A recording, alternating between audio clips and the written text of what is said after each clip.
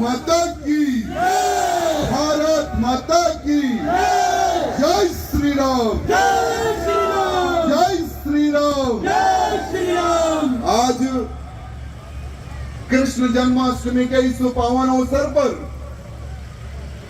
जो आपके इस पवित्र क्षेत्र में हंसी में जो इतना सुंदर कार्यक्रम लगाया गया है, सांस्कृतिक कार्यक्रम एवं सभा का जो आयोजन किया गया है, मंच पर उपस्थित दर्शनगिरी जी महाराज जी, सागरनाथ जी महाराज जी, प्रेमानंद जी महाराज जी, परमानंद ब्रह्मचारी जी, साध्वी राधागिरी जी, और अपने गीतों के माध्यम से जातिवाद और हिंदुत्व क्या होता है, जिस प्रकार से हमारे भाई बिंदर दनोदा जी ने अपने सिंगिंग के माध्यम, जितने भी हिंदुवादी संगठन के नेतागण भाईगण जितने भी लोग पधारे हैं, मैं आप सबको प्रणाम करता हूं, जय श्री राम कहता हूं।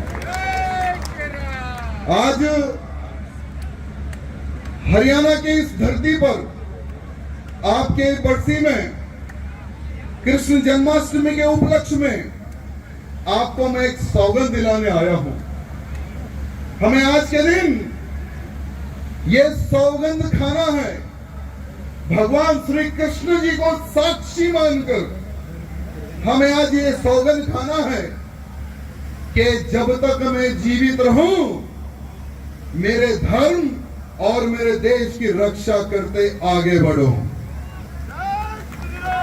जब तक मैं जीवित रहूं, जातिवाद में ना गिरकर, ये मेरा धर्म है, ये मेरा देश है, ये मेरी समाज है, इसकी रक्षा के लिए अपने प्राण त्याग में रखकर जो भी मेरे हिंदुत्व के प्रति आंख उठाकर देखेगा, उसकी गर्दन काट दूंगा।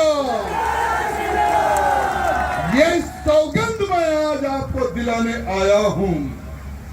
मुझे कोई राजनीति यहां से नहीं करनी है और ना ही यहां से मुझे चुनाव लड़ना है। लगभग 250 से अधिक हर राज्य में, कोई ना कोई राज्य में एक एक केस मेरे ऊपर, एक एक FIR मेरे ऊपर बुक है। आज मैं एक केस हरियाणा की इस धरती पे कराने के लिए आया हूं, क्योंकि अगर मेरे पर FIR होगी तो महीने में या 2 महीने में या 6 महीने में आपसे मुलाकात करने का अवसर मिलेगा। आज मैं आपको ये सौगंध दिलाने आया हूं। क्या आप लोग क्या इसके लिए तैयार हो? देश रक्षा के लिए तैयार हो? धर्म रक्षा के लिए तैयार हो? जातिवाद के उस कीड़े को खत्म करने के लिए तैयार हो? अगर तैयार हो तो आपको संकल्प लेना है। मैं श्री कृष्ण भगवान को साक्षी मानकर ये सौगंध लेता हूँ। मेरा जो जीवन है, मेरा जो जीवन है, देश और धर्म के लिए समर्पित जीवन है। देश और धर्म के लिए समर्पित जीवन है। जो भी राजनेता या जो भी धर्मद्रोही जातिवाद का अगर जहर खोलने हमारे बीच में आएगा तो उसको हम मुंह तोड़ जवाब देंगे। ये सौगंध आज मैं खाता हूं, ये संकल्प आज आपको लेना है। साथ ही साथ आज हम देश का वातावरण देख रहे हैं कि किस प्रकार से अनेकों प्रकार की शक्तियां हैं जो हमारे धर्म को सर्वनाश करने की सोच रखती है, गजवा हिंद करने का सोच रखती है। क्या इन गद्दारों को हम सबको मिलकर जवाब देने की आवश्यकता है या नहीं है?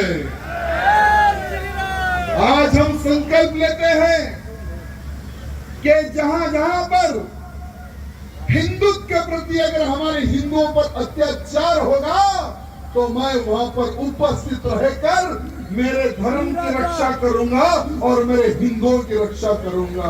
ये भावना सब में आने की आवश्यकता है। मैं तमाम नौजवानों को आज ये कहना चाहूंगा, राजनीति अलग है और धर्म रक्षा अलग है। इन दोनों को जोड़ोगे, जैसे नमक में हम दूध या दूध में नमक डाले तो क्या होता है, दूध फट जाता है। ये वैसे ही है, ये फीलिंग आप में आनी चाहिए। बहुत सारे हमारे राजनेता हैं जो हमें डाइवर्ट करने का प्रयत्न करते हैं, हमें तोड़ने का प्रयत्न करते हैं। ये सिर्फ हमारे हरियाणा में नहीं, हर राज्य में ये नेताएं खड़े होकर तोड़कर राजनीति करते हैं। आज हम लोग जब भोजन करने बैठते हैं, अगर खाने में कोई कंकर आता है तो क्या करते हैं, उसे खा जाते हैं, निकल के बाजू फेंकते हैं, बाजू फेंकते हैं ना। तो जो भी नेता या जो भी व्यक्ति हमें तोड़ने की कोशिश करता है तो उसको भी बोलना है, भैया जब चुनाव आएगा ना तो हम तेरा झंडा पकड़ेंगे या तुझे वोट डाल देंगे, लेकिन आज तो हमें भगवा पकड़ना है।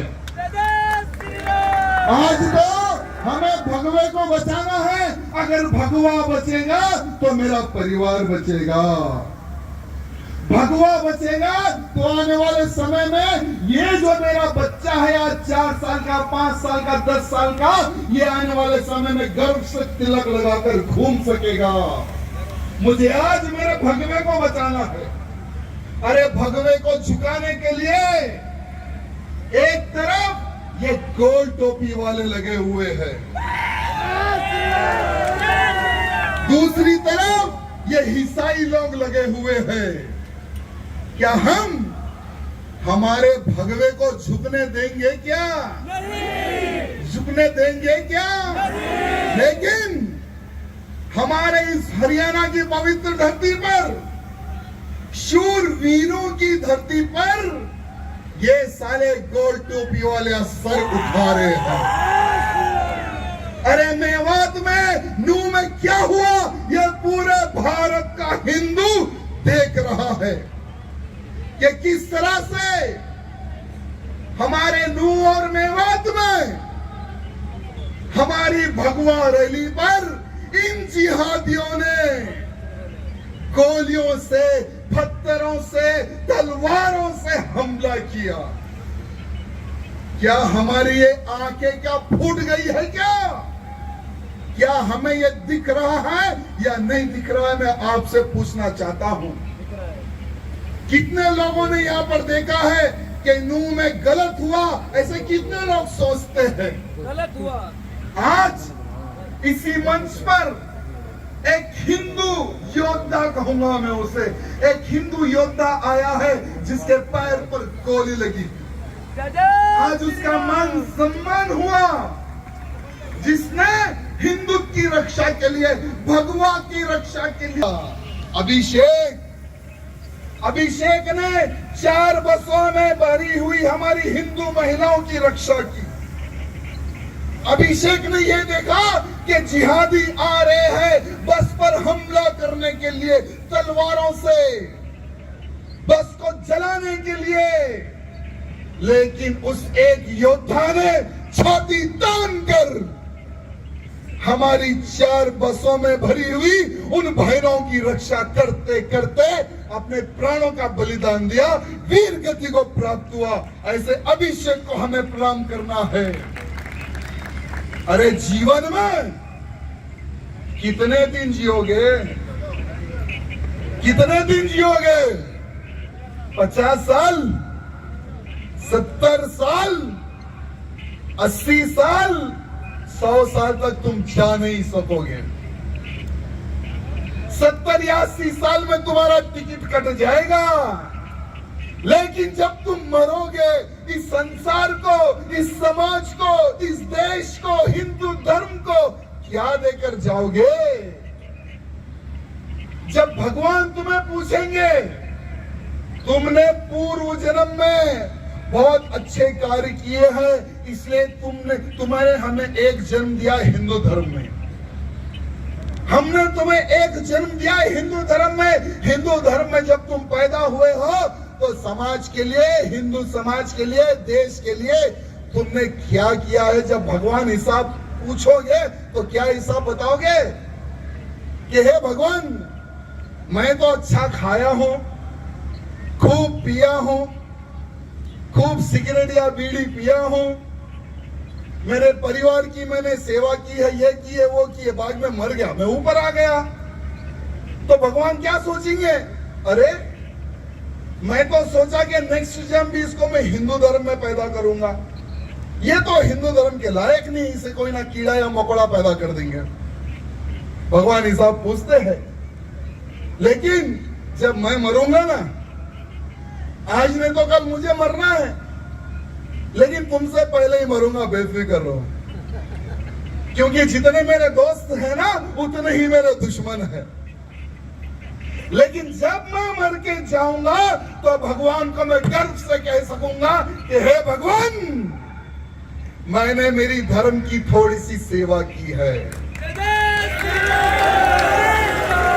मैंने गौ रक्षा की है, मैंने लव जिहादियों को मुंह तोड़ जवाब दिया है,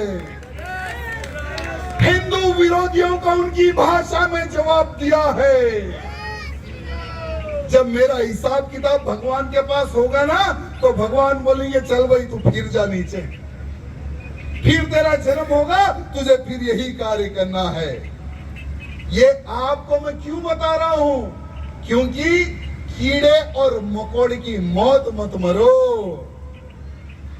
जब तक आप जीवित हो देश और धर्म की रक्षा करते करते आगे बढ़ो, ये मैं आप सबसे निवेदन करना चाहता हूं।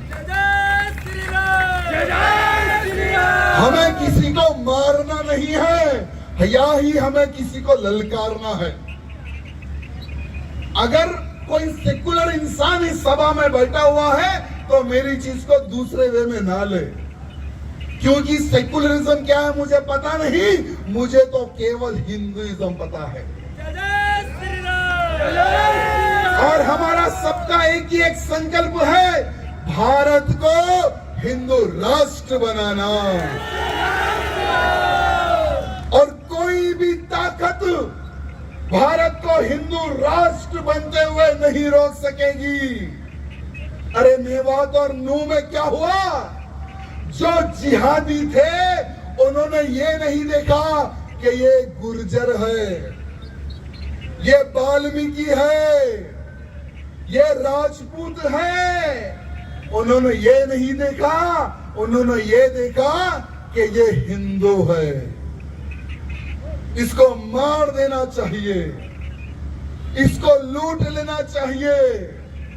जिस गाड़ी पर ओम लिखा हुआ था उस गाड़ी को जला देना है, जिस दुकान पर हिंदू के नाम लिखा हुआ था उस दुकान को लूटना है। उन्होंने ये सीखा है। हम लोग क्या सीख रहे हैं आजकल? कि मैं गुर्जर हूं, मैं वाल्मीकि हूं, मैं राजपूत हूं, मैं ये हूं, मैं वो हूं। हम लोग ये सीख रहे हैं मेरे भाइयों।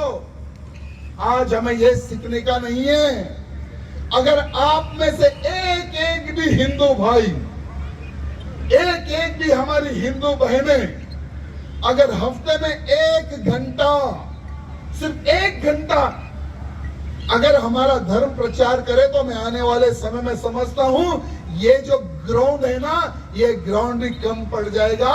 इतने हिंदू वीर इस ग्राउंड में उपस्थित रहेंगे। उतनी बड़ी संख्या इस ग्राउंड में भर जाएगी कि हाँ, हम भी हिंदुत्व के प्रति कार्य करने के लिए तैयार है। ऐसे हिंदू वीर आपके इस क्षेत्र में भी तैयार हो जाएंगे। लेकिन अगर आप हफ्ते में 1 घंटा भी अगर हिंदुत्व के प्रति कार्य नहीं करेंगे तो आने वाला समय आपके लिए बहुत घातक रहेगा। क्योंकि हम लोग हिंदुत्व के प्रति अगर विचार नहीं करेंगे तो हमारे हिंदुत्व की रक्षा कौन करेगा? क्या हैदराबाद वाला आके करेगा क्या इधर? क्या कोई दिल्ली वाला आएगा क्या इधर? हरियाणा का योद्धा ही खड़े रहना है हरियाणा के हिंदुत्व की रक्षा के लिए। हमने देखा है कि जब हमारा हिंदुत्व का कोई कार्यक्रम होता है तो उस पे पत्थरबाजी करने की सोच रखते हैं और ये लोग हमें बदनाम करते हैं। लेकिन जब इनके कार्यक्रम रहते हैं, जैसे हाल ही में एक मुहर्रम में कार्यक्रम हुआ था, मुहर्रम के समय पर पिछले महीने दिल्ली में हमला हुआ, 10 पुलिस वाले घायल। काशी में हमला हुआ, कई हिंदू दुकानों को लूटा गया, वहां पर भी पुलिस और आम नागरिक घायल। उत्तर प्रदेश के पीलीभीत में हमला हुआ, एसएचओ का सड़ फोड़ दिए। इन जिहादियों को ये सोच कहां से आती है? क्या आपने कभी रिसर्च किया है? और बिल्कुल वेल ट्रेन, इनको अच्छी से ट्रेनिंग कहां से मिलती है? कुछ पता है? जब ये लोग 4 या 5 साल के होते हैं तो इनको एक जगह ट्रेनिंग के लिए भेजा जाता है, उसे कहते हैं मदरसा। आसाम के मुख्यमंत्री जी ने एक बहुत अच्छा काम किया, जितने मदरसाएं थे सारे के सारे बंद कर दिए, क्योंकि उनके सर्वे में ये आया कि ये पत्थर मारने की ट्रेनिंग इसको मदरसा से मिल रही है, किसी का लूटने की ट्रेनिंग इसको मदरसा से मिल रही है। दिल्ली में पार्लियामेंट पर अटैक करने वाला आतंकवादी, जब उसके पीछे रिसर्च किया गया तो उसको भी ट्रेनिंग मदरसा में दी गई। अफजल कसाब, जो कि मुंबई में बम ब्लास्ट करने वाला, मासूम लोगों को गोलियों से भूनने वाला, जब उसके पीछे रिसर्च किया गया तो उसको भी ट्रेनिंग कहां दी गई? मदरसा में ट्रेनिंग दी गई। तो हमारे खट्टर जी से हाथ जोड़कर एक निवेदन है, खट्टर जी, आपको बदनाम करने का एक बहुत बढ़िया षड्यंत्र चल रहा है इस हरियाणा में। आपकी सरकार को गिराने का एक बहुत बड़ा षड्यंत्र चल रहा है। कभी नहीं हुआ वो आज क्यों हो रहा है, इस पर आप विचार और विमर्श करें।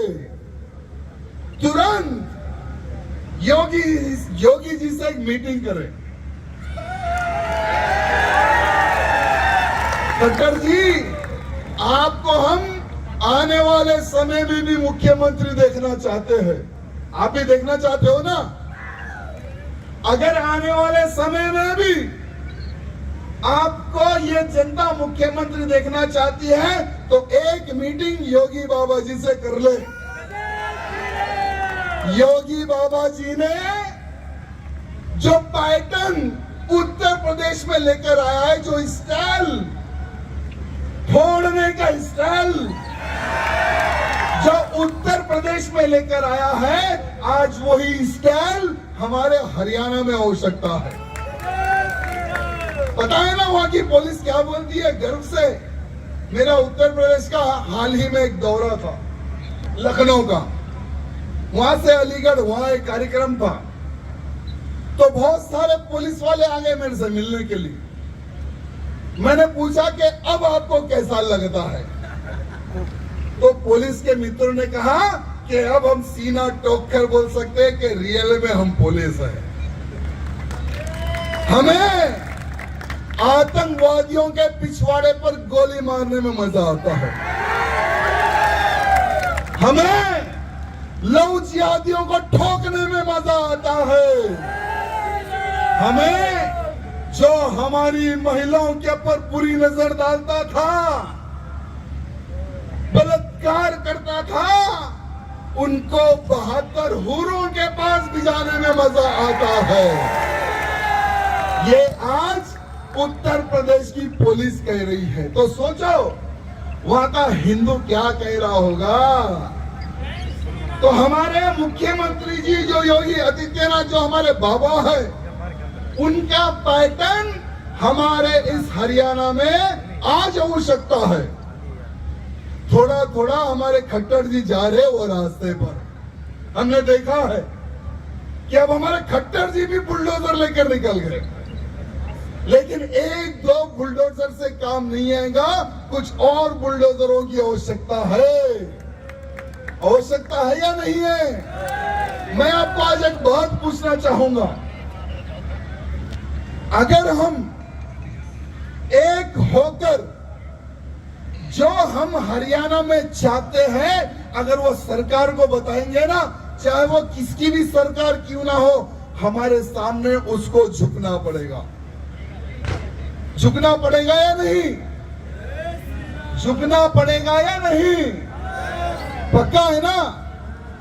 तो आज हम सबको सोशल मीडिया के माध्यम से, क्योंकि मैं देखता हूं बहुत सारे हमारे भाई बंधु आजकल सोशल मीडिया में बहुत एक्टिव है। जैसे कई लोग लाइव लगाए, तो हम ट्विटर हो, इंस्टाग्राम हो, फेसबुक हो, सब में एक पोस्ट डाल दो कि खट्टर जी, अब कोई भी द्रोही या कोई भी जिहादी हिंदुत्व के प्रति आंख उठाकर देखेगा, या उसको आप सबक सिखाओ या नहीं तो हमें फ्री हैंड दे दो। या आप सबक सिखाओ या नहीं तो हमें फ्री हैंड दे दो। अगर आप हमें फ्री हैंड दोगे तो फिर कोई जिहादी सर उठाने लायक नहीं रहेगा, वो कांड हम करके बताएंगे। आपको गुजरात याद होगा, बहुत से लोगों को गोधरा भी याद होगा, लेकिन गोधरा के बाद का जो तांडव है वो बहुत कम लोग जानते हैं। वो समय के हमारे मुख्यमंत्री जी, उन्होंने बजरंग दल को फ्री हैंड दे दिया। तो हमारे बजरंग दलों के पास बहुत सारे गदगे थे, गदगे समझते हैं ना, गदगा ऐसा घुमाया, वो तारीख से लेकर ये तारीख तक फिर कोई जिहादी वहां पर सर उठाने लायक नहीं है। वो तारीख से ये तारीख तक कोई जिहादी आज वहां पर सर नहीं उठाता। गुजरात में आज वही पैटर्न की हरियाणा में भी जरूरत है। देखो मेरे मित्रों, भगवे को झुकाने के लिए बहुत बड़ा षड्यंत्र चल रहा है आपके इस हरियाणा में। अगर एक बार भगवा झुक गया तो ये सभाएं भी हमें करने को परमिशन नहीं मिलेगा। हिंदुत्व के प्रति कार्य करने के लिए हमें परमिशन नहीं मिलेगा। ये बात ध्यान रखना।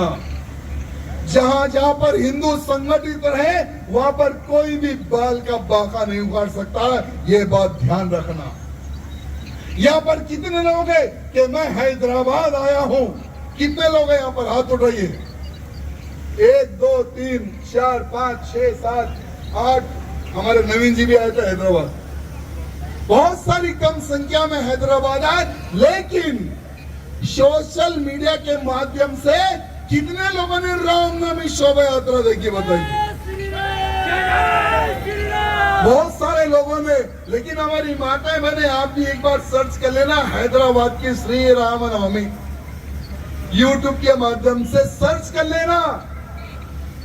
मिनी पाकिस्तान कहा जाता है हैदराबाद को, मिनी पाकिस्तान। गुजरात में हरियन पांड्या जो होम मिनिस्टर थे एक्स, उनको गोली मारने वाले हैदराबाद में पकड़े गए। भारत के किसी भी कोने में अगर बम धमाका होता था तो पकड़े जाने वाला कौन? हैदराबाद से। कोई भी हिंदू नेता का मर्डर करने वाला पकड़े जाता कहां पर? हाल ही में एक प्रोफेसर तो अनपढ़ तो नहीं होता ना, अनपढ़ होता है क्या प्रोफेसर? पढ़ा लिखा एक इंसान, जो कि हमारा बड़ा साला है ना असदुद्दीन ओवैसी, वो हमारे बड़े साले के पास उसके कॉलेज में एक प्रोफेसर है जो बच्चों को पढ़ा रहा है। मध्य प्रदेश की इंटेलिजेंट पुलिस वहां कॉलेज में आती है और वो प्रोफेसर को पकड़ कर ले जाती है। तब वो प्रोफेसर क्या निकलता है? आतंकवादी।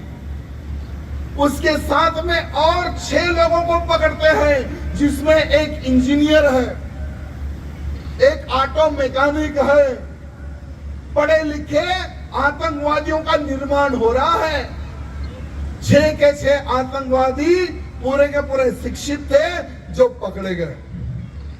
तो ऐसे आतंकवादी अड्डा, जिसको मिनी पाकिस्तान कहा जाता है, वहां पर हिंदुत्व का प्रति कार्य करने में कितनी कठिनाई आती है आप सोच सकते हैं। लेकिन इनकी छाती पे बैठकर हम गौ रक्षा करते हैं। इन सालों की छाती पे बैठकर हम गौ रक्षा करते हैं। इन साले लांडों की छाती पे बैठकर हम लव जिहादियों को मुंह तोड़ जवाब देते हैं। कोई सहयोग नहीं मेरे भाइयों।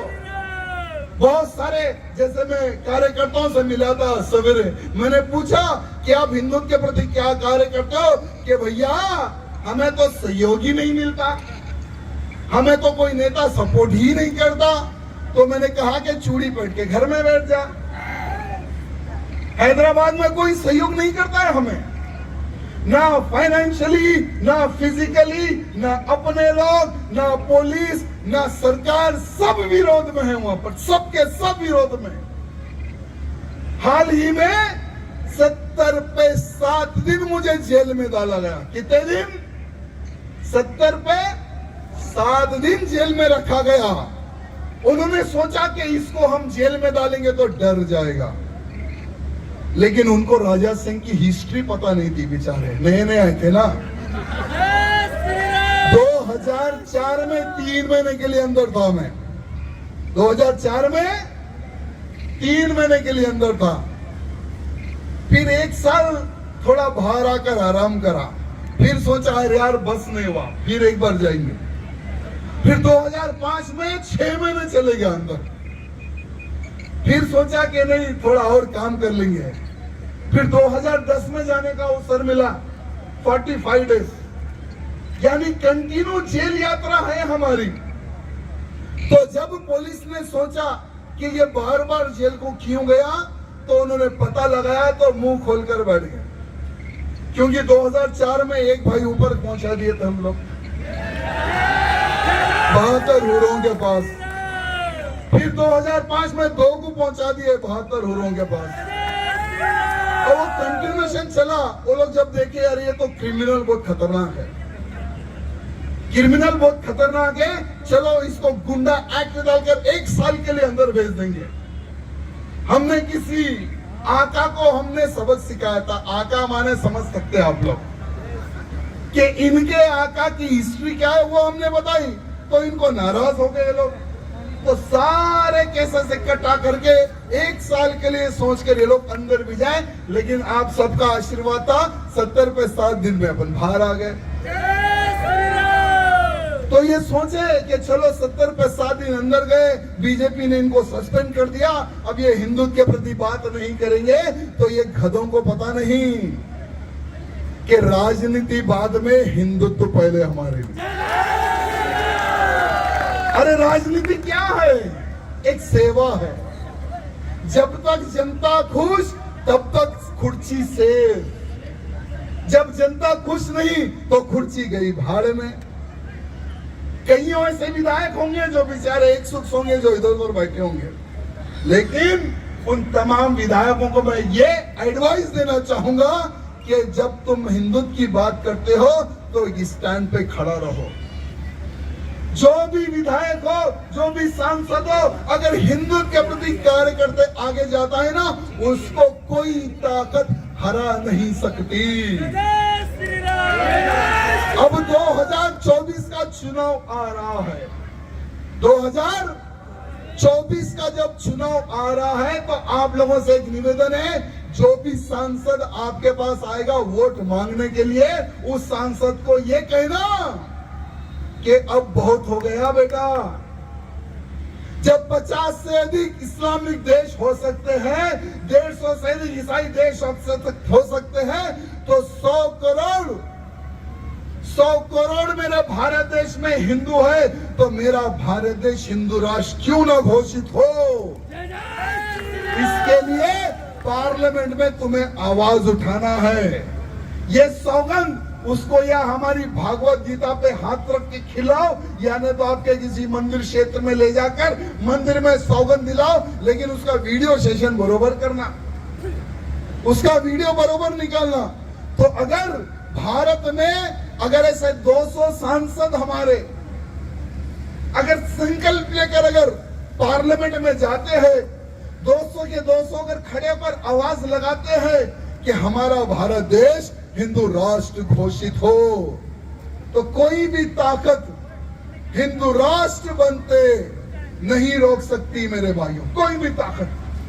साथ ही साथ जैसे प्रधानमंत्री मोदी जी बहुत बड़े बड़े कार्य कर रहे हैं, जैसे हम हिंदुओं का संकल्प था, एक सपना था अयोध्या में भव्य राम मंदिर बनना, आसमान को छूने वाला अयोध्या में भव्य राम मंदिर बन रहा है, आसमान को छूने वाला।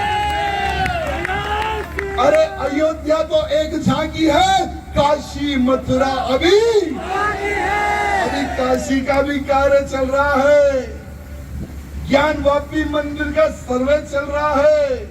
मैं समझता हूँ वहां पर भी जो ढांचा है वो टूटेगा और भव्य मंदिर बनेगा हमारे कृष्ण जी का। काशी में, मथुरा में, सभी क्षेत्र में हमारे भव्य मंदिर बनेंगे। आज उतना अच्छा वातावरण बना हुआ, लेकिन ये वातावरण क्यों बना? आप लोगों की एकता की वजह से। जब जब हिंदू संगठित हुआ, एक नया इतिहास लिखा गया, ये बात ध्यान रखना। और सभी षड्यंत्र से हमें सावधान रहकर आगे बढ़ना है। आज हमारे इस हरियाणा की धरती को दूध और दही की नदियां बहने वाला क्षेत्र कहते हैं। अरे जब दूध और दही देने वाली गौ माता जिंदी नहीं रहेगी, तो क्या किसका दूध पियोगे? किसका दूध पियोगे? हमारे इस हरियाणा की पवित्र धरती पर गौ माता को काटा जा रहा है। कईयों कार्यकर्ता गौ रक्षा करते करते जेल जा रहे हैं। कईयों कार्यकर्ताओं को हरियाणा छोड़कर दूसरे राज्य में जाकर छुपना पड़ रहा है। उनके ऊपर कईयों केसेस बुक हो रहे हैं। आज सुप्रीम कोर्ट कहता है कि गाय और बछड़ा बैल नहीं काटना चाहिए, तो उसी कानून को मैं कोड करते हुए पूछना चाहूंगा कि यहाँ पर गाय और बछड़ा क्यों कट रहा है? हम सब हिंदू हैं, यहाँ पर ऐसा कौन सा व्यक्ति नहीं होगा जिसने गौ माँ का दूध नहीं पिया होगा। हम सब के सब कर्जदार है गौ माता के। कर्ज चुकाना है क्या? कर्ज चुकाना है। अगर कोई भी हिंदू एक गौ माँ की रक्षा करे तो समझो उसका जीवन धन्य हो जाता है। और गौ रक्षा के लिए आप कुछ भी करते हो तो वो कोई पाप नहीं है मेरे भाइयों, कोई पाप नहीं है। आप कुछ भी कर सकते हो गौ रक्षा के लिए, बस जीवन में एक बार एक गौ माँ की रक्षा करना, ये संकल्प आपको लेना है। साथ ही साथ मैं मेरी महिलाओं को आज एक छोटा सा संदेश देना चाहूंगा। क्या आपने छत्रपति शिवाजी महाराज का नाम सुना है? सुना है? उनकी माताजी कौन थी? उनकी माताजी कौन थी? जीजा माता। जीजा माता ने एक संकल्प लिया। जब औरंगजेब का राज था भारत पर, मंदिरें तोड़ी जा रही थी, मस्जिदें बनाई जा रही थी, जीजा माता के सामने शिवलिंग को खंडित कर दिया गया, गौ मांस शिवलिंग पर डाला गया। वो समय पर एक छोटी सी बच्ची जीजा माता एक संकल्प लेती है कि आज नहीं तो कल मेरा विवाह होगा, मेरी कोख से जो भी बेटा पैदा होगा ये औरंगजेब का नामो निशान पैदा खत्म होगा, ऐसा मैं योद्धा तैयार करूंगी। जीजा माता ने बचपन से शिवाजी महाराज को तमाम ग्रंथ और किस प्रकार से युद्ध करते हैं वो सभी सिखाई है। इसलिए आज हिंदुत्व अगर जिंदा है तो छत्रपति शिवाजी महाराज की वजह से, हमारे जीजा माता की वजह से। आज हम कहते हैं खूब लड़ी मैदानी वो तो झांसी वाली रानी थी, एक एक को चुनकर मारा, हार कभी ना मानी थी। आपको वो झांसी की रानी बनना है मेरी बहनों, मेरी माताओं। आने वाला समय, एक बात याद रखना, आने वाला समय केवल केवल केवल युद्ध का समय है। हिंदू राष्ट्र की बात, हिंदू राष्ट्र की जोत 2 से 3 साल में उठेगी। 2 से 3 साल में हिंदू राष्ट्र की आवाज उठेगी। 2026 2027 तक भारत हिंदू राष्ट्र घोषित होगा। ये मैं नहीं, भारत का साधु संत कह रहा है, भविष्यवाणी है। भारत 2026-27 तक हिंदू राष्ट्र घोषित होगा, लेकिन उससे पहले हिंदुओं के खून की नदी बहेगी। हर राज्य में हिंदू मारा जाएगा। क्या तुम लोग बकरे हो क्या? मरने के लिए पैदा हुए हो क्या? अगर अपने आप को जिंदा रखना है, जिहादियों के हमले से अगर बचना है, तो शस्त्र विद्या सीखो।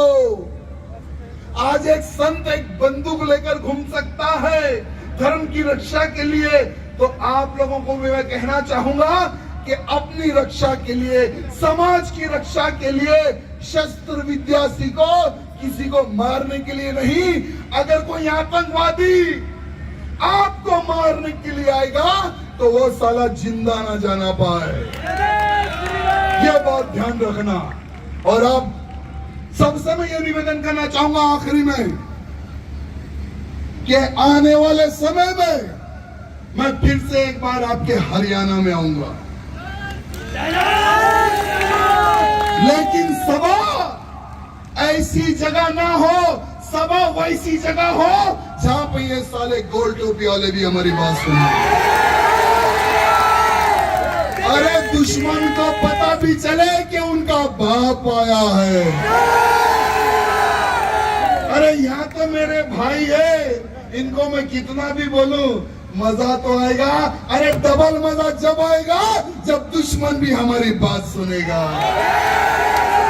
आप लोगों ने देखा होगा मेरे रामनवमी का वीडियो, जब हम जहां पर जा रहे थे तो कुछ जिहादी, कुछ नहीं हजारों की संख्या में खड़ा होकर हमारी शोभा यात्रा रोकने का प्रयत्न कर रहे थे वो लोग, और हमने उन्हीं के बीच में ठहर कर ये जवाब दिया था कि हमसे अगर टकराओगे तो सालों मिट्टी में मिल जाओगे। बेटा आधे कटे हो, पूरे कट जाओगे। जाग उठा अब हिंदू वीर, न जाने क्या होगा। हिंदू से जो भी आतंकवादी टकराएगा वो मिट्टी में मिल जाएगा। ये बात ध्यान रखना। मेरी बात आप लोग इस कान से सुनकर इस कान से निकालना देना। पता नहीं फिर कब आने का अवसर आप लोग दोगे, क्योंकि मैं रिजल्ट चाहता हूं। अगर आप रिजल्ट दोगे, ये राजा सिंह जहां बोले वहां आपके लिए आकर खड़े होगा। आने वाले समय में जहां कहीं भी मेरी सभा होगी, मैं आपसे कुछ सवाल पूछूंगा और आप जवाब देना। सवाल खुला है। मैं पूछूंगा कि कितने लोग जिहादियों को तुमने फोड़ा है, तो आप लोग एक पेपर लेके बता देना कि भैया मैंने मेरी इतनी बहनों की रक्षा की है और इतने जिहादियों को मैंने फोड़ा है, मैंने मेरी इतनी गौमां की रक्षा की है, मैंने हिंदुत्व के प्रति एक विशाल सेना का निर्माण किया है, हफ्ते में 1 घंटा 2 घंटे 3 घंटे मैंने हिंदुत्व के प्रति कार्य किया है। ये मेरी लिस्ट है भैया, उसका मैं इसी मंच पर सम्मान करूंगा, इसी मंच पर सम्मान करूंगा। आखिरी में आप सबको हृदय से प्रणाम करता हूं और 2 मिनट का मौन मैं चाहता हूं आप सबसे खड़े होकर। जनू मेवात में हिंदुत्व की रक्षा करते करते अपने प्राणों का बलिदान देने वाले ऐसे वीरों को हमें खड़े होकर 2 मिनट का मौन रखकर श्रद्धांजलि अर्पित करना है।